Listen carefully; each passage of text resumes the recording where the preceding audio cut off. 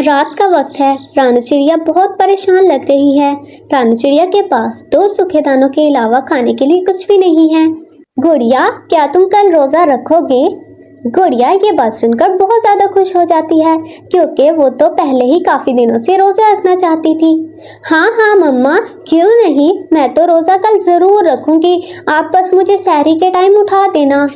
रानू चिड़िया जानती थी कि गुड़िया अभी बहुत छोटी है, वो रोजा नहीं रख सकती, लेकिन रानू चिड़िया बहुत मजबूर थी। उसके पास कल के लिए खाने को कुछ भी नहीं था। आप लोग अपना नाम हमें कमेंट करो, हो सकता है अगले जंगल के सुपरस्टार आप लोग ही हों। दूसरी तरफ कालू कव्वे का बेटा जग्गू भी रोजा रखने की जिद कर रहा था। बाबा, मैंने भी कल रोजा रखना है। मैंने आपको कल भी बोला था कि मुझे सहरी के टाइम उठा देना, लेकिन आपने नहीं उठाया। मैं आपसे बहुत ज्यादा नाराज हूँ। अगर आपने आज भी मुझे सहरी के टाइम ना उठाया तो मैं आपसे कभी बात नहीं करूँगा। पर जग्गू, तुम तो बहुत ज्यादा छोटे हो, तुम कैसे रोजा रखोगे? तुम सारा दिन कैसे भूखे प्यासे रहोगे? मैं रह लूंगा बाबा, अब मैं इतना भी छोटा नहीं हूँ, अब मैं बड़ा हो गया हूँ। आपको मालूम होना चाहिए, मेरी एक बार बर्थडे भी आ चुकी है। ओ तो हाँ, तुम तो सच में बड़े हो गए हो। कालू कौवा जानता था कि अगर वो जग्गू की बात नहीं मानेगा तो जग्गू उससे नाराज हो जाएगा। ठीक है जग्गू, अब तुम जाकर सो जाओ, फिर तुम सहरी के टाइम उठोगे नहीं।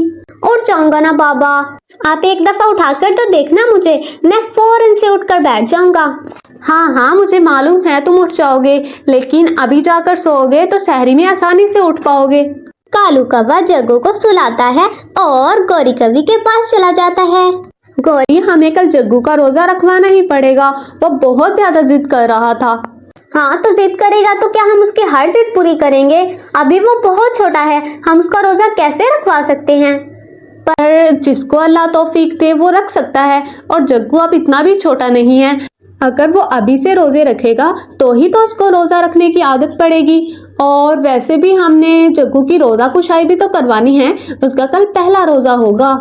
हाँ आप ठीक कह रहे हैं, चलो अब सो जाते हैं, क्योंकि हमें भी तो सहरी के टाइम उठना ही होगा ना।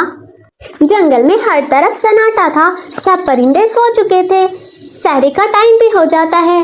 दरख्त की शाख पर बैठा उल्लू कह रहा था, रोजेदारों, अल्लाह नबी के प्यारों, जन्नत के हकदारों, सहरी का टाइम शुरू हो गया है, जल्दी जल्दी उठ लो, खाना खा लो और रोजा रख लो। रानू चिड़िया जल्दी से गुड़िया को उठाती है और उसे बताती है कि सहरी का टाइम हो गया है। मम्मा थैंक यू, आज तो आपने मुझे सहरी के लिए उठा दिया। रानू चिड़िया अंदर ही अंदर बहुत ज्यादा तकलीफ महसूस कर रही थी। वो सोच रही थी कि क्या उसके पास इतना भी खाना नहीं हो सकता कि वो अपनी बेटी को पूरे दिन अच्छा खाना खिला सके। पर रानू चिड़िया कर भी क्या सकती थी। रानू चिड़िया सूखा दाना गुड़िया को देती है और उसको सहरी करने का बोलती है। मम्मा, ये दाना अगर मैं खा लूंगी तो आप क्या खाएंगी सहरी में? बेटा, मैंने तो सहरी कब से कर ली। ये दाना तो मैंने तुम्हारे लिए रखा हुआ था मेरी प्यारी गुड़िया, तुम्हारी सहरी के लिए। अब जल्दी जल्दी खा लो वरना सहरी का टाइम खत्म हो जाएगा। रानू चिड़िया ने कोई सहरी नहीं की थी, वो तो बस गुड़िया को ऐसे ही बोल रही थी।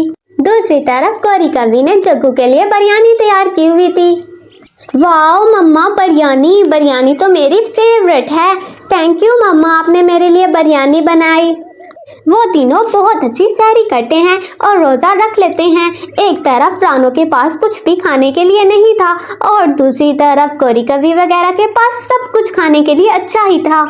सुबह हो जाती है, रानू चिड़िया अपने काम के लिए रवाना होने ही वाली थी कि तभी गुड़िया कहती है, मम्मा, मेरी प्यारी मम्मा, आज मैं भी आपके साथ जाऊंगी ना काम पर, आप मुझे अपने साथ लेकर जाएंगी ना?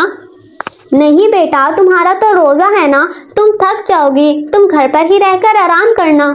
पर मम्मा, मैं घर पर रहकर बोर हो जाती हूँ और कोई भी परिंदा मेरे साथ नहीं खेलता, क्योंकि हम लोग गरीब हैं ना और मेरे पास कोई भी खिलौने नहीं हैं। रानू चिड़िया जानती थी कि गुड़िया बिल्कुल ठीक कह रही है, क्योंकि बाकी परिंदों के बच्चे उनके साथ नहीं घुलते मिलते थे। ठीक है गुड़िया, तुम मेरे साथ जा सकती हो। रानू चिड़िया और गुड़िया काम के लिए रवाना हो जाते हैं। रानू चिड़िया पूरे घर की सफाई करती है, वो झाड़ू लगाती है।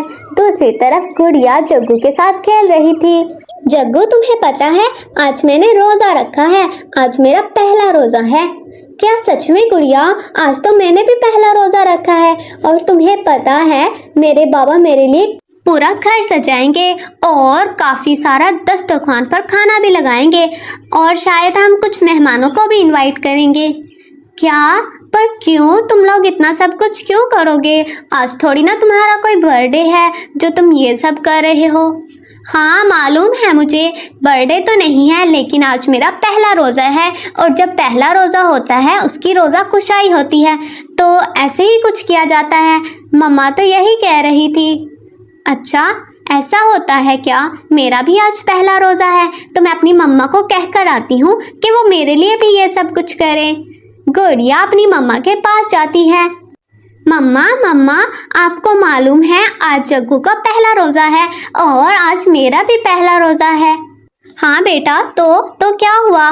मम्मा आपको शायद ये नहीं मालूम कि जग्गू के बाबा उसके लिए पूरा घर डेकोर करेंगे और तो और वह इफ्तार पार्टी भी करेंगे। रानू चिड़िया जानती थी गुड़िया क्या कहना चाहती है।